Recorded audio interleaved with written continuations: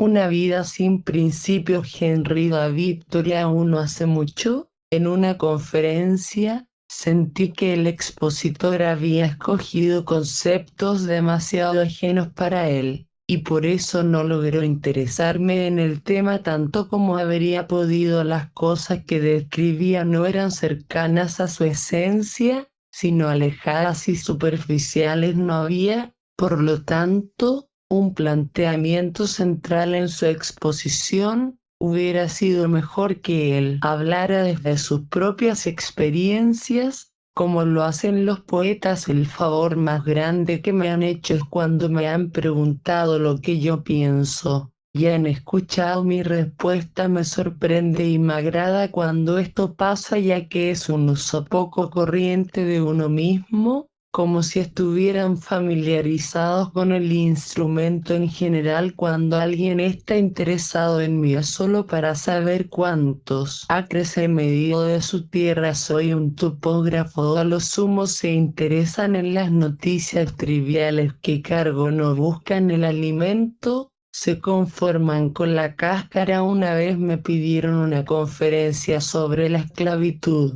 pero en realidad me di cuenta de que querían intervenir mi conferencia con sus propios postulados, dejándome una mínima parte a mí. Así es que no acepté. Tengo como premisa, cuando me invitan a una conferencia en otro lado, que exista el deseo de oír lo que yo pienso sobre alguna materia, aunque pase por ignorante, pero nunca diré cosas agradables o complacientes con la audiencia. Tengo resuelto que les daré una fuerte dosis de mí mismo. Me han enviado llamar y se han comprometido a pagarme. Yo iré aunque los aburra sin precedentes. Lo mismo les diría a ustedes, mis lectores.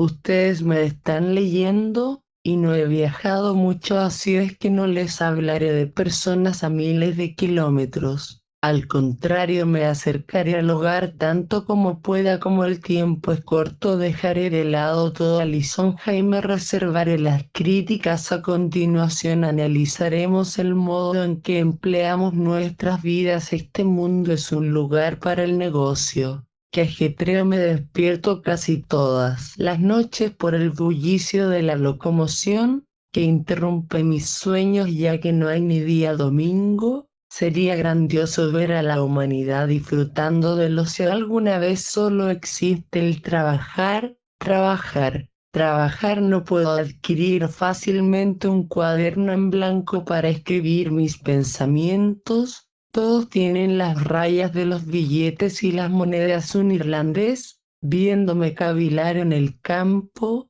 dio por supuesto que estaba calculando mi paga. Si un hombre fue arrojado por una ventana cuando niño y quedó paralítico, o los indios lo sacaron de sus casillas, se lamentará por estar incapacitado para el trabajo. Yo pienso que no hay nada, ni siquiera el crimen, más opuesto a la poesía, a la filosofía y a la vida misma, que la ocupación incansable en las afueras de nuestra ciudad. Hay un individuo rudo y violento, que gana mucho dinero, quien construirá una muralla debajo de la colina alrededor de sus terrenos.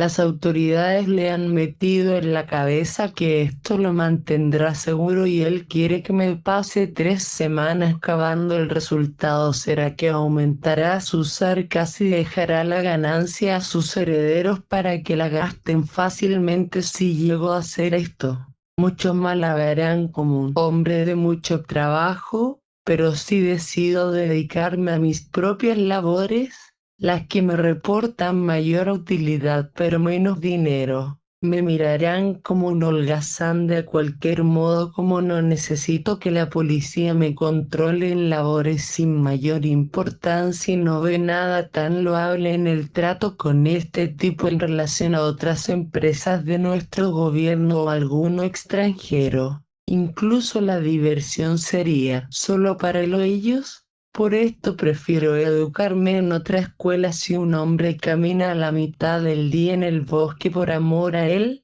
corre el peligro de ser considerado como un haragán, pero si ocupa todo el día, como comerciante, en cortar árboles y dejar la tierra baldía antes de tiempo, es valorado como un ciudadano laborioso y emprendedor, como si el único interés de una ciudad en sus bosques fuera cortarlos. Muchos hombres se sentirían insultados si alguien les ofreciera contratarlos para tirar piedras sobre una muralla y luego devolverlas al otro lado, como un modo de ganarse el sustento, pero muchos están peor empleados hoy en día. Por ejemplo, una mañana que amanecía en verano, vi a uno de mis vecinos arrastrando lentamente con su yunta de bueyes, debajo del eje, una pesada piedra tallada. Lo rodeaba una atmósfera de laboriosidad.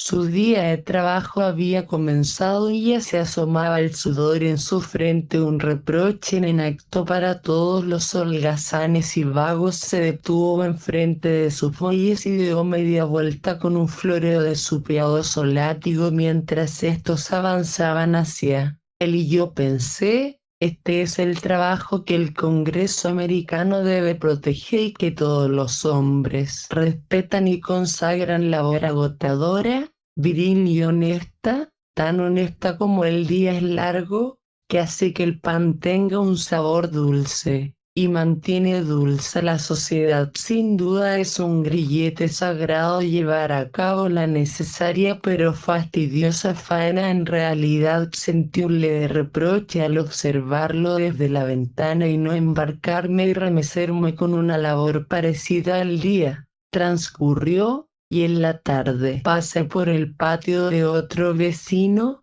que tiene muchos sirvientes.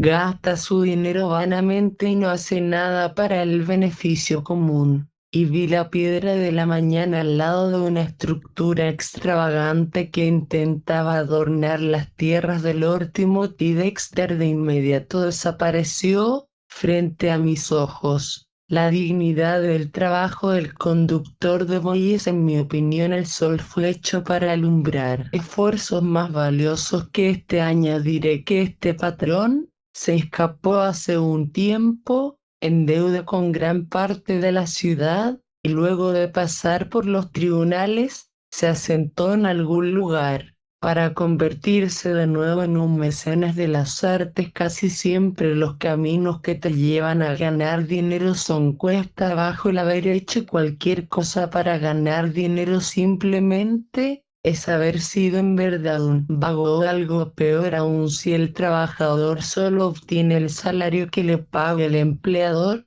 ha sido estafado. Se ha estafado a sí mismo. Si quieres ganar dinero como escritor o conferenciante, debes ser popular, lo que significa descender perpendicularmente. Los servicios que la comunidad paga más fácilmente son los más desagradables de retribuir. Se te paga para que seas algo inferior a un hombre. El Estado no premia a los genios con algo muy juicioso. Incluso el poeta alabado no tendría por qué celebrar las vicisitudes de la realeza. Debería ser sobornado con un tonel de vino. Y quizás, también, otro poeta sería apartado de su musa para probar ese tonel. En lo que respecta a mis propios asuntos, el medir tierras es lo que hago con más satisfacción, pero mis empleadores no lo requieren. Preferirían que hiciera mi trabajo más toscamente. No tan bien cuando advierto que hay diferentes formas de medir.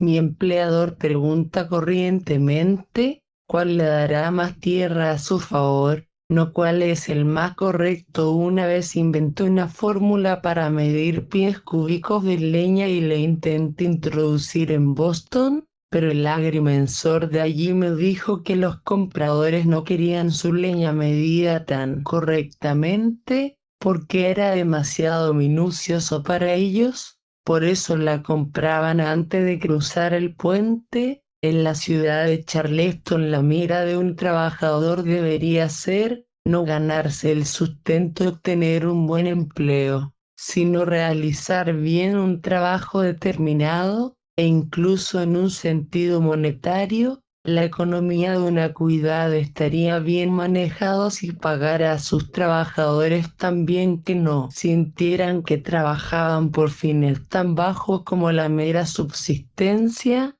sino por fines científicos o morales. No contrates a un hombre que trabaje por dinero, sino porque ama lo que hace. Es interesante que haya pocos hombres tan bien empleados, incluso desde el punto de vista de sus intereses, pero que por un poco de dinero o fama se apartan de su ocupación actual. Veo anuncios que buscan a jóvenes activos, como si la actividad fuera todo el capital de un hombre joven. También me sorprendió cuando un hombre, maduro ya, me propuso, confidencialmente, algunos negocios, como si yo no tuviera otra cosa que hacer o mi vida fuera un completo fracaso. Hasta ese momento, qué dudoso y cumplido me dedicó, como si me hubiera encontrado en mitad de un mar tormentoso, sin ningún destino, y me hubiera invitado a seguirlo. Si lo hubiera hecho, ¿qué creen ustedes que habrían dicho los agentes de seguros? No. No, no estoy sin empleo en esta etapa del viaje. Para decir la verdad, cuando era niño, vagando por mi puerto natal, vi un anuncio para marineros de primera y tan pronto tuve la edad me embarqué. La comunidad no puede sobornar a un hombre sabio. Puedes ganar suficiente dinero como para hacer un túnel en una montaña, pero no puedes ganar suficiente dinero para contratar a un hombre que está ocupándose de sus propios asuntos. Un hombre eficiente y valioso hace lo que sabe hacer, tanto si la comunidad le paga como si no. En cambio, el ineficiente ofrece su ineptitud al mejor postor, y está siempre expectante a ser contratado en un oficio. Podríamos suponer que son raramente contrariados. Quizás esté siendo más celoso de mi libertad que de costumbre, porque siento que mi relación y mis obligaciones con la sociedad son todavía débiles y transitorios. Esas faenas leves que me permiten la subsistencia y por las cuales soy útil en algún grado a mis contemporáneos, son tan agradables para mí que casi nunca recuerdo que son una necesidad. En ese sentido soy exitoso, pero preveo que si mis necesidades aumentan mucho, el trabajo requerido para cubrirlas se volverá una faena ingrata. Si vendiera mis mañanas y mis tardes a la sociedad, como la mayoría parece hacer, estoy seguro de que para mí no quedaría nada valioso por lo cual vivir. Confío en que no venderé mis derechos por una ración de cazuela. Quiero sugerir que un hombre puede ser muy laborioso y aún así no emplear bien su tiempo. No hay peor equivocación que consumir la mayor parte de la vida procurándose el sustento. Todas las grandes empresas son autosolventes. Por ejemplo, el poeta tiene que mantenerse con su poesía, igual que la máquina a vapor del aserradero alimenta sus calderas con las virutas que produce. Debes ganarte la vida con lo que amas, aunque igual que los comerciantes que deciden 97 quiebran la vida de los hombres, guiados por este propósito, también termina en fracaso. Llegar al mundo como heredero de una fortuna no es meramente nacer, sino nacer muerto. Mantenerse gracias a la caridad de los amigos, o gracias a una pensión del gobierno, que te permiten continuar respirando. O por cualquier otro sinónimo que describa estas situaciones, es ingresar al asilo de pobres los domingos. El desgraciado deudor va a la iglesia a hacer un balance de sus haberes y encuentra que sus gastos han sido mayores que los ingresos. Particularmente en la Iglesia Católica se confiesan, renuncian a todo y se proponen empezar de nuevo. De este modo los hombres se acostarán hablando acerca del pecado, pero nunca harán un esfuerzo por levantarse para comparar las diversas exigencias que los hombres le hacen a la vida. Es importante diferenciar entre aquellos que se satisfacen con un nivel de éxito en el cual la marca está hecha por un tiro a quemarropa, y otros que aunque bajos y sin éxito pueden elevar su vida a metas más altas aunque con un ángulo de mira limitado. Prefiero ser de estos últimos, aunque como dicen los orientales, la grandeza no se aproxima a aquel que siempre está mirando hacia el suelo, y todos aquellos que están mirando hacia lo alto se están empobreciendo. Es digno de tomar en cuenta que hay muy poco o nada escrito sobre el tema de ganarse la vida. Cómo ganarse la vida de un modo no meramente honesto o decente, sino que al mismo tiempo incitante y extasiante, ya que si la vida no es así, no es vida. Si uno mira la literatura, podríamos pensar que este asunto no ha provocado una reflexión personal. ¿Será porque los hombres están tan disconformes con sus experiencias que no quieren ni hablar de ellas? Estamos todos proclives a omitir la lección de valor que enseña el dinero, la que le ha costado tanto trabajo enseñar al creador del universo. Es impresionante lo indiferentes que son los hombres de todas las clases, incluso los llamados reformistas, ante los modos de ganarse la vida, ya sean herederos, o obtengan ganancias, o roben. Pienso que la sociedad no ha hecho nada por nosotros en este sentido, y en todo caso ha revertido lo que alguna vez se había logrado. El frío y el hambre me parecen más afines con mi naturaleza que los métodos que los hombres han implementado para detenerlos. El epíteto sabio está, la mayoría de las veces, mal aplicado. ¿Cómo puede alguien ser llamado sabio si no conoce una forma mejor para ganarse la vida que el resto? ¿No será que solo es un poco más astuto e ingenioso? ¿Opera la sabiduría como una rueda de disciplina, o nos enseña cómo triunfar con su ejemplo? ¿Existe algún tipo de sabiduría que no se aplica a la vida? ¿Es la sabiduría solo el molino que muele finamente la lógica? Es oportuno preguntarse si Platón se ganó la vida de un modo más exitoso que sus contemporáneos, o sucumbió ante las dificultades de la vida como cualquiera. Dio la impresión de prevalecer sobre algunos de ellos solo por su indiferencia, o se dio aires, o acaso le fue fácil subsistir porque su tía los recordó en su testamento. Los modos que los hombres tienen de ganarse la vida, de vivir, son meros sucedáneos y una evasión del verdadero asunto de la vida, en parte porque no saben y en parte porque no pretenden nada mejor. La lucha en California, por ejemplo, y la actitud general no meramente de los comerciantes sino de los filósofos y los llamados profetas, reflejan el mayor estigma de la humanidad, el que tantos quieran vivir de la suerte y quieren controlar el trabajo de otros con menos suerte, sin aportar en nada al desarrollo de la sociedad. Y a eso se le llama capacidad de emprendedora. No veo un modo más precipitado de consagrar la inmortalidad del comercio y de todas las formas banales de ganarse la vida. El valor de la filosofía, de la poesía, de la religión como muestra de humanidad queda al nivel del polvo en Bejín. El cerdo que se gana la vida escarbando, removiendo la basura, podría avergonzarse de una compañía como esa. Si yo pudiera obtener la riqueza de todo el mundo estirando mi dedo, no pagaría un precio tan alto por ella. Incluso Mahoma sabía que Dios no hizo el mundo como si fuera una broma. Esto convertiría a Dios en un caballero adinerado que reparte puñados de monedas para ver cómo la humanidad se disputa por ellas. La lotería del mundo. La subsistencia en medio de la naturaleza sería un asunto de lotería.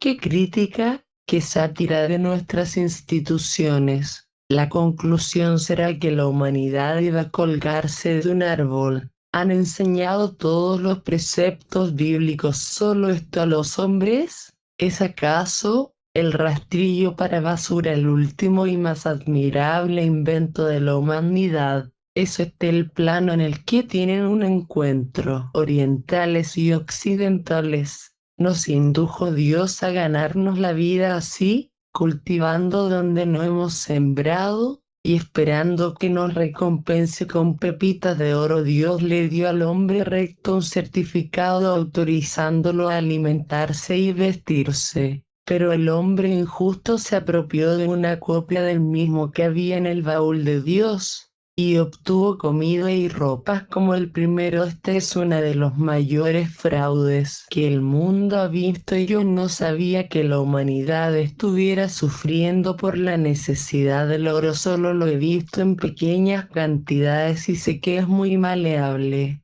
pero no tanto como el ingenio. Un grano de oro hará relucir una gran superficie, pero no tanto como un grano de sabiduría. Los buscadores de oro en las quebradas de las montañas son mucho más jugadores que aquellos de los casinos de San Francisco. ¿Qué diferencia hay entre tirar el lodo y tirar los dados? Si tú ganas, la sociedad pierde. Los buscadores de oro son los enemigos del trabajador honrado. A pesar de las compensaciones y restricciones que puedan haber, no es suficiente escuchar que has trabajado duro para conseguir tu oro. También el diablo trabaja duro. El camino de la transgresión puede ser duro en muchos aspectos. Incluso el observador más modesto que vaya a las minas verá y dirá que buscar oro es como la lotería. El oro que se obtiene no es lo mismo que el salario que se gana con un trabajo. Este observador en la práctica olvida todo lo que vio.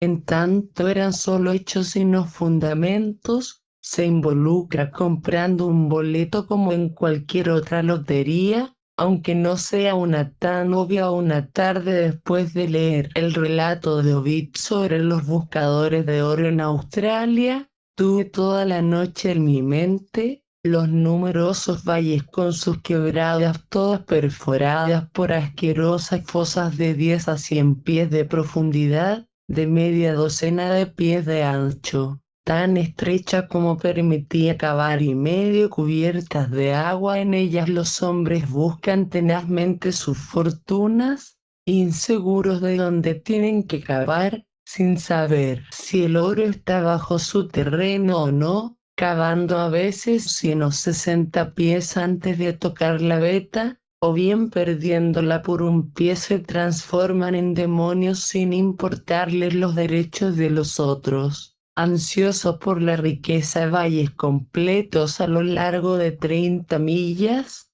convertidos en paneles con las fosas de los mineros. En ellas han muerto ahogados cientos de mineros sumergidos en el agua y cubiertos de barro. Trabajan día y noche moribundos de agotamiento y enfermedad. Después de leer esto, y en parte olvidarlo, pensé en mi propia vida insatisfactoria, haciendo lo que hace todo el mundo. Con esa visión de las excavaciones en mente me hice la pregunta: ¿por qué no ir a lavar oro diariamente, aunque fueran solo pequeñas partículas? ¿Por qué no excavar y socavar pozos de minas en busca del oro? En mi interior hay un Bayarton bendigo para mí. Sin importar que la zanja sea estrecha, puedo seguir algún camino de todos modos, aunque sea solitario, torcido y estrecho, en el cual caminar con amor y respeto. Donde quiera que un hombre se aparta de la masa y sigue su propio camino, encontrará una bifurcación, mientras el resto solo verá una brecha en la valla. El camino solitario será el más elevado de los dos. Los hombres luchan en California y Australia como si el verdadero oro estuviera allí,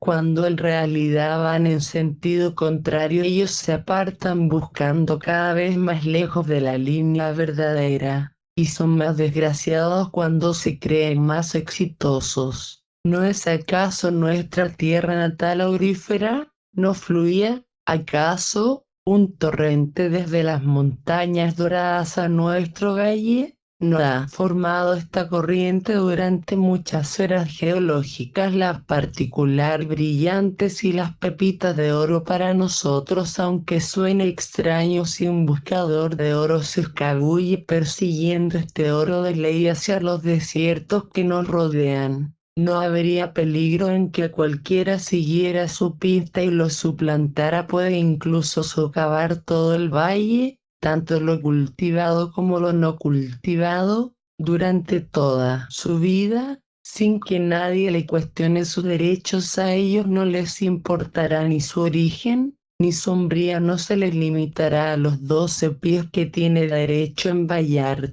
sino que podrá excavar en cualquier parte y lavar toda la tierra del mundo. Ovid se refería al hombre que encontró la pepita de oro de 28 libras en Bendigo. De pronto empezó a beber, compró un caballo, recorrió el lugar a todo galope y si se topaba con alguien le preguntaba si sabía quién era él para informarle que era el maldito miserable que había encontrado la pepita de oro. Terminó chocando a todo galope en contra de un árbol y por poco se saca los sesos. Yo pienso que no habría tanto peligro en esto porque de todas formas ya se había sacado los sesos con la pepita de oro. Vita griega es un hombre completamente arruinado, pero representa muy bien a la especie. Son todos hombres temerarios. Basta escuchar los nombres de los lugares de excavación: Llano del Imbécil,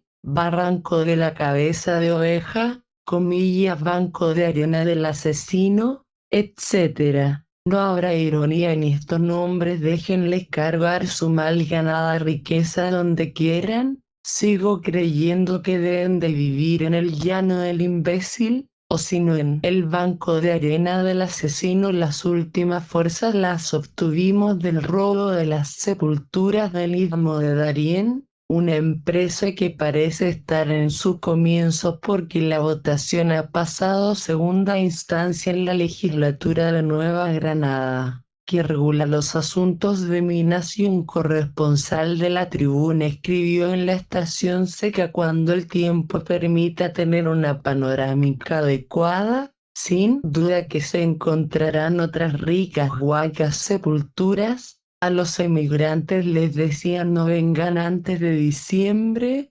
prefieran la ruta del Istmo antes que la de Boca de Toro, no traigan equipaje de más, ni siquiera una tienda de campaña. Con un buen par de frazadas será suficiente, un chuzo, una hacha y empuje es todo lo requerido. Estos avisos podrían haber sido tomados de la guía. Burker concluía: si estás a gusto en casa, quédate, lo que podríamos interpretar como: si robando tumbas en tu país logras ganarte la vida, quédate. Pero ¿para qué ir a California? Como una consigna. Es la hija de Nueva Inglaterra, criada en su misma escuela e iglesia. Destaquemos que entre tantos predicadores hay muy pocos profesores de moral. Los profetas están contratados para justificar las opciones de los hombres. Muchos sacerdotes de edad avanzada, con la iluminación de la edad, me contaron con una sonrisa entre medio de un suspiro y un estremecimiento, que no sea tan blando en estos asuntos, que lo compacte todo, para formar una sola masa de oro. Hasta el consejo más elevado que me han dado sobre estos asuntos era servil. Por otro lado, el más denso fue que no vale la pena intentar cambiar el mundo con relación a esto. No preguntes cómo se hace el pan. Te podría no gustar oírlo, ya que es preferible que un hombre pase hambre que pierda su inocencia en el proceso de obtener el pan. Si dentro de cada hombre sofisticado no hay uno inexperto, es que se trata de un ángel del diablo. A medida que envejecemos vamos viviendo de un modo más tosco, nos relajamos en nuestra disciplina y en algún grado dejamos de obedecer nuestros instintos más finos. Sin embargo, seríamos extremadamente desdeñosos si desatendiéramos las burlas de los que son más desafortunados que nosotros. En la filosofía y la ciencia no hay generalmente una explicación o verdad absoluta. El espíritu de secta y el fanatismo han plantado su pezuña en medio de las estrellas. Solo tendrás que resolver el problema de si las estrellas están habitadas o no. ¿Para qué ensuciar tanto el cielo como la tierra? Fue triste descubrir que el Dr. Khan era masón y también lo era Sir John Franklin, pero es más cruel aún suponer que esa era la razón por la cual uno fue en busca del otro. En este país no hay ninguna revista que se atreva a publicar los pensamientos de un niño sin hacerle acotaciones. Todo tiene como última referencia a los doctores en teología. Deberíamos pedirle la opinión a los pajarillos. Llegarás a considerar el funeral de la humanidad como un fenómeno natural, porque un pequeño pensamiento puede ser el sepulturero de todo el mundo. No conozco intelectuales que sean tan abiertos y liberales que se pueda pensar en voz alta en su presencia, menos aún hablar en contra de alguna institución de la cual sean partidarios. Es su modo particular y no universal de ver las cosas. Ellos harán lo posible por interponer su achatado techo, con su reducida claraboya, entre tú y el cielo. Cuando es esto lo único que querrías ver, yo digo, aparta las telarañas y lava las ventanas. He sabido que en algunos liceos han votado a favor de excluir la religión como uno de sus temas. En ese caso, ¿cómo podríamos saber cuál es la religión que profesan y qué tan lejos estamos de ella? He entrado a ese terreno y me he esforzado por confesar el tipo de religión que he experimentado, para no crear suspicacias en mi auditorio. La conferencia fue tan inofensiva como la luz de la luna, porque si les hubiera leído la biografía de los grandes sinvergüenzas de la historia, habrían pensado que describía la vida de los pastores de su iglesia en general. Las preguntas que me hacen son: ¿de dónde vienes o hacia dónde vas? Una pregunta, sin duda, pertinente. Me formuló un auditor el otro día, comillas, a favor de qué es la conferencia. Me conmovió. Para ser objetivo, los mejores hombres que he conocido no han sido precisamente apacibles. Se preocupan del orden y de la adulación y analizan minuciosamente las situaciones. Usamos granito en los cimientos de nuestras casas y graneros, construimos vallas de piedra, pero no descansamos en las piedras o el granito. Los umbrales de nuestras puertas están corroídos. ¿De qué material está hecho el hombre que no podemos vincularlo con la verdad más pura y etérea? A menudo acuso a mis conocidos de superficialidad porque hay costumbres y consideraciones que no practicamos. No nos enseñamos los unos a los otros lecciones de honestidad y sinceridad como los animales,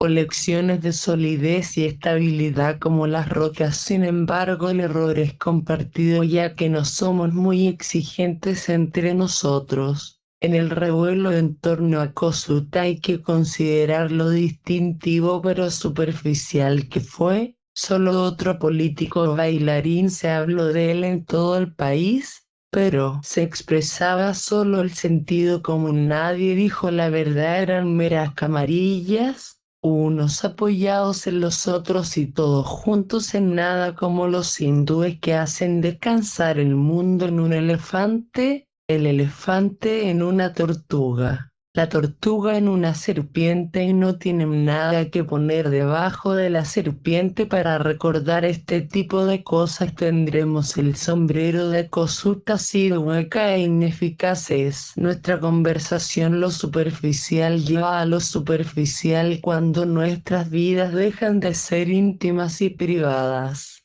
La conversación degenera en habladurías. Es muy extraño encontrar un hombre que nos cuente algo nuevo que no haya aparecido en el diario, o que no se escuche por ahí. Probablemente la única diferencia entre uno y el vecino sea que él leyó el diario o salió a tomar el té, y nosotros, no. A medida que nuestra intimidad decae, vamos más seguido al correo. Es seguro que el pobre tipo que camina con muchos sobres en la mano, orgulloso de su correspondencia, hace mucho que no sabe nada de sí mismo. Yo diría que es mucho, ya. Leer un periódico a la semana. Lo intenté recientemente, pero por poco me pareció que no estaba en un lugar conocido. El sol, las nubes, la nieve, los árboles no hablan tanto. No puedes servir a dos amos. Se requiere más de un día de contemplación para conocer e impregnarse de la riqueza de un solo día. Nos podríamos avergonzar de contar las cosas que oímos o leímos en un día. No sé por qué nuestras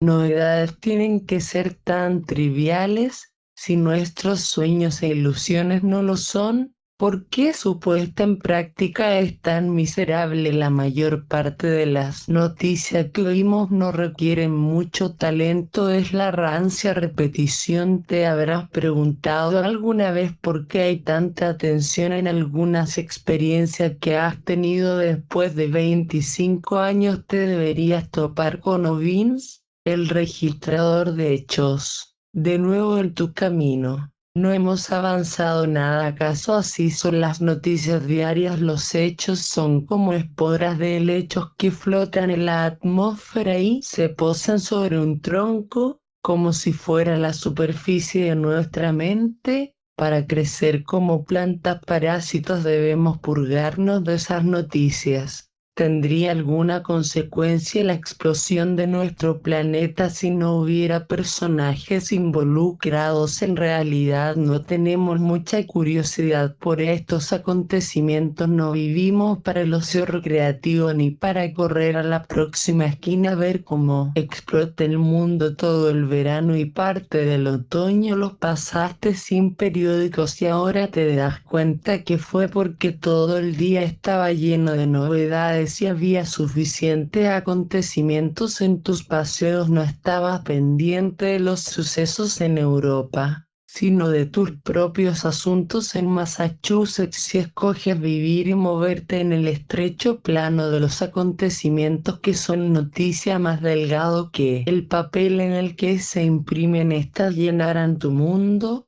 Pero si estás en otro plano, por encima o por debajo de estos acontecimientos no te afectarán ni tú a ellos. Si vemos el sol que se pone y esconde cada día, y participamos en el curso de universo, conservaremos nuestra salud. Las naciones. ¿Qué son las naciones? Tártaros, unos y chino como un enjambre de insectos. Los historiadores se esfuerzan en vano por hacerlos trascender. Es porque nos falta el hombre que necesitamos. A los hombres son los individuos los que pueblan el mundo. Todo hombre pensante dirá lo mismo que el espíritu de Odín. Miro las naciones desde la altura y se convierten en cenizas delante de mí. La calma es mi morada entre las nubes. Apacibles son los campos de mi descanso. Roguemos para que se nos permita vivir sin que nos conduzcan perros, como los esquimales, cruzando colinas y valles, y mordiéndose las orejas unos a otros. Tiemblo levemente ante el peligro que representa el haberme dado cuenta que muchas veces estoy muy cerca de aceptar trivialidades, como las noticias de la calle, y no dejará de asombrarme lo dispuestos que están los hombres a llenarse la cabeza con esa basura y a permitir que rumores ociosos y cosas insignificantes entren a un terreno que debería ser sagrado para el pensamiento. Debe ser la mente una cancha pública donde los asuntos de la calle y las habladurías de sobremesa sean tratados. ¿O debe ser una instancia divina, como un templo consagrado al servicio de los dioses. Me resulta muy difícil deshacerme de los pocos hechos que me parecen significativos para atender a los insignificantes, los cuales solo una mente divina podría dilucidar. Así son la mayor parte de las noticias de los diarios y las conversaciones. Por eso es importante mantener la mente limpia, admitir en nuestros pensamientos los detalles de un solo caso del juzgado del crimen, es profanar la santidad por una hora, lo que representa demasiado tiempo para transformar nuestra intimidad en una barra de bar, del mismo modo que el polvo de la calle ha sido objeto de nuestros pensamientos. Incluso la calle con su tráfico, su bullicio y suciedad ha ocupado el altar de nuestros pensamientos. ¿No es acaso un suicidio moral e intelectual cuando me he visto obligado a ser espectador en una tribunal de justicia y he visto a mis vecinos, los que no estaban obligados a estar ahí, escabulléndose a hurtadillas? Se me pasa por la mente que al sacarse sus sombreros, sus orejas se transforman en embudos buscando el sonido con el cual saturar sus estrechas mentes, como las aspas de un molino de viento que toman la corriente ancha pero superficial del sonido y después de un par de vueltas en sus fraudulentos cerebros pasa al otro lado. Me sorprendería que fueran tan meticulosos como para lavar sus odios después de hacerlo con sus manos. Me pareció de repente que los auditores y los testigos, el jurado y el abogado, el juez y el criminal, que puedo presumir culpable antes de su condena, eran igualmente culpables y que les caería un rayo para aniquilarlos. Evita con todo tipo de trampas y señales, amenazando con castigos divinos, que alguien transgreda el único terreno que es sagrado para ti. Es difícil olvidar lo que no nos sirve recordar. Si tengo que ser un torrente, prefiero ser un arroyo de montaña o una corriente del Parnaso, pero no una cloaca de cuidad. Por un lado está la inspiración que proviene del murmullo de las cortes celestiales y por otro la revelación profana y ajada de los bares y los juzgados de policía. El mismo oído puede recibir ambas comunicaciones y solo el criterio del oyente determina cuál escucha y cuál no. Sostengo que la mente puede ser profanada constantemente con el hábito de considerar cosas triviales,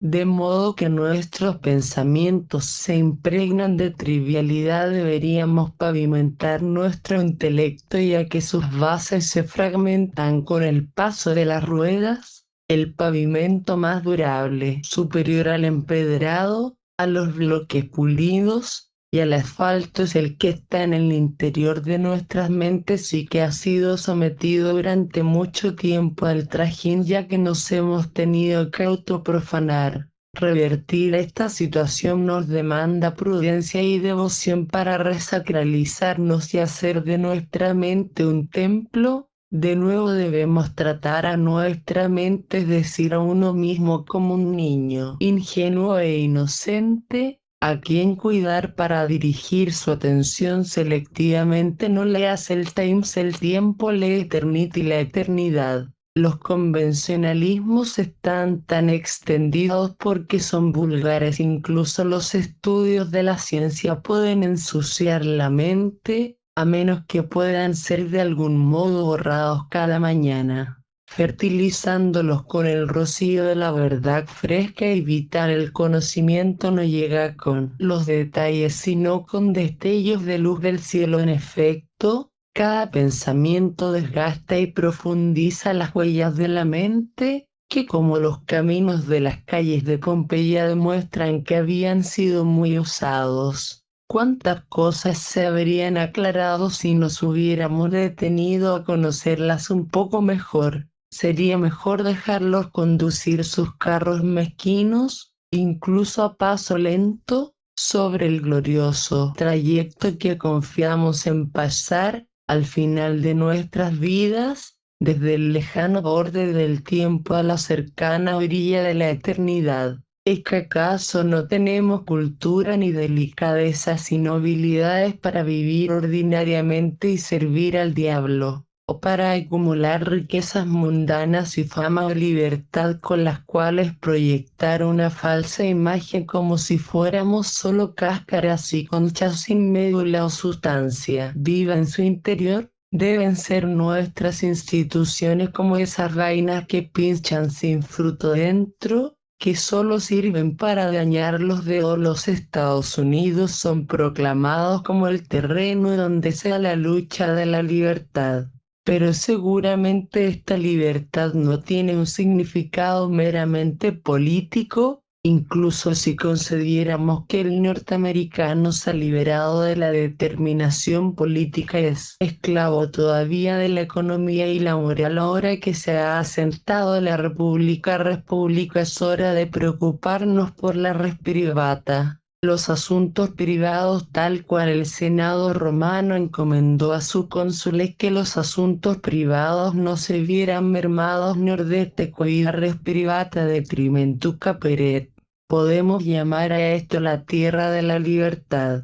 Tiene sentido liberarse del rey Jorge pero seguir esclavo del rey prejuicio. Tiene sentido nacer libre y no vivir como tal. ¿Qué otro valor tiene la libertad política sino como libertad moral? Alardeamos de la libertad para no estar sometidos o de la libertad para ser esclavos. Somos una nación de políticos que defiende solo superficialmente a la libertad. Tal vez solo los hijos de nuestros hijos serán realmente libres. Pagamos impuestos injustamente ya que hay una parte de nosotros que no está representada. Es contribución sin representación. Contenemos en nosotros mismos multitudes, tontos y ganados. Contenemos nuestros propios cuerpos en las pobres almas, hasta que el primero consume toda la substancia de la segunda. Con respecto a una verdadera cultura y humanidad, somos esencialmente provincianos, no metropolitanos.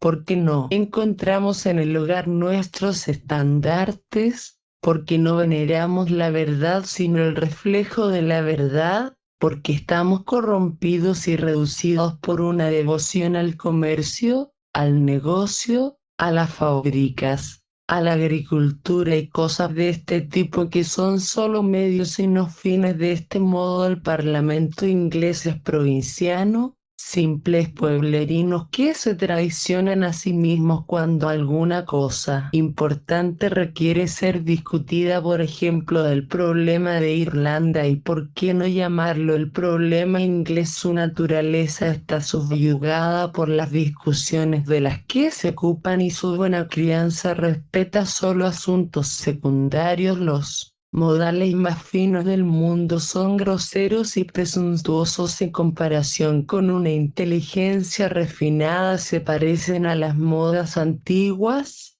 simples cortesías, genuflexiones y ropa corta. Pasados de moda es por el vicio y no por los finos modales que pierden firmeza en el carácter. No son más que ropa vieja y conchas pidiendo el respeto que se merecen. Las criaturas vivas te regalan conchas en vez de pulpa, y no es excusa del hecho de que en el caso de algunos mariscos la concha tenga más valor que la carne. El hombre que impone sus buenos modales sobre mí lo hace como si me estuviera mostrando las cosas que colecciona, cuando lo que yo querría es verlo él mismo. No fue en este sentido que el poeta Dekker llamó a Cristo el primer caballero verdadero que haya existido jamás. Repito que en este sentido la corte más espléndida de la cristiandad es provinciana, porque tiene autoridad para tratar los asuntos transalpinos, pero no los romanos. Un pretor o procónsul sería suficiente para resolver los problemas que acaparan la atención del Parlamento inglés o el Congreso americano. Y yo que pensaba que el gobierno y la legislación eran profesiones respetables. Hemos oído de los angelicales Numas, Licurguses y Solón, en la historia de la humanidad, nombres que quedarán como legisladores ideales. Pero piensen en lo que significa legislar para regular la producción de esclavos o la exportación de tabaco. ¿Qué harían los legisladores divinos con las exportaciones o importaciones de tabaco? ¿Qué harían los legisladores humanos con la producción de esclavos? Supón que tuvieras que pedirle la opinión al Hijo de Dios sobre estos asuntos. ¿No tendría él hijos en el siglo XIX? Es una familia extinguida. ¿En qué condiciones podríamos revivirla? ¿Qué diría un estado como el de Virginia el día del juicio final cuando su producción principal ha sido el tabaco y los esclavos? ¿Qué suelo es ese para el patriotismo? He sacado estos datos de estadísticas que los mismos estados han publicado. Un comercio que cruza océanos para buscar nueces y pasas, y en este propósito transforman esclavos a sus marineros. Vi el otro día un barco que había naufragado y se perdieron muchas vidas. Su carga y destrozos de bayas de enebro y almendras amargas estaban esparcidos por toda la playa. Parece que no vale mucho la pena desafiar los peligros del mar entre Leghorn y Nueva York por un cargamento de bayas de enebro y almendras amargas. América enviando a buscar amarguras del viejo mundo. No son los besugos o los naufragios lo suficientemente amargos como para declinar la copa de la vida en el mar. Así es en gran medida el comercio por el que tanto alardeamos, y hay quienes se autoproclaman hombres de Estado o filósofos, pero son tan ciegos como para pensar que el progreso o la civilización dependen, precisamente, de este tipo de actividades e intercambios. La actividad de moscas sobre un tonel de melaza. Todo estaría bien, dijo alguien, si los hombres fueran ostras, y mejor aún, respondo yo, si fueran mosquitos. Lieutenant Herndon, enviado por el gobierno a explorar el Amazonas y extender el área de la esclavitud, dijo que allá se requería una población activa y emprendedora que sepa lo que son las comodidades de la vida y que tenga necesidades artificiales que les permitan extraer del país sus múltiples recursos. Pero ¿qué son las necesidades artificiales que deben ser alentadas? Yo creo que no lo son el amor a la lujuria, como el tabaco y los esclavos de su Virginia natal, ni el hielo ni el granito, riquezas materiales de nuestra nativa Nueva Inglaterra. Tampoco son los múltiples recursos del país, la fertilidad o esterilidad de sus suelos para producir la principal necesidad de los habitantes de cualquier estado en el que estado es su alta y fervorosa determinación. Solo ésta desarrolla los múltiples recursos de la naturaleza y la sobreexplota, para que el hombre muera naturalmente fuera de ella. Cuando necesitamos más la cultura que las patatas, y la iluminación más que las golosinas, entonces los grandes recursos del mundo están siendo desarrollados y explotados, y el resultado de la principal producción no son esclavos ni trabajadores, sino hombres, esos extraños frutos llamados héroes, santos, poetas, filósofos y redentores. En resumen, tal cual se forma un ventisquero cuando el viento se calma. Podríamos decir que donde se aquieta la verdad surge una institución, pero la verdad sigue soplando sobre ella y a la larga la derrumba. Lo que llamamos política es algo tan superficial e inhumano que nunca he aceptado abiertamente que me competa, y observo que los diarios dedican algunas de sus columnas especialmente a la política o al gobierno sin mayores dificultades, y esto los salva. Pero como yo amo la literatura y en algún grado también la verdad, No leo estas columnas por ningún motivo, ya que no quiero embotar mi sentido de la justicia. No tengo que rendir cuentas por haber leído ningún mensaje presidencial. Extraña época esta donde los imperios, los reinos y las repúblicas llegan a quejarse a la puerta particular de los hombres. No se puede leer un periódico sin encontrar que algún gobierno miserable,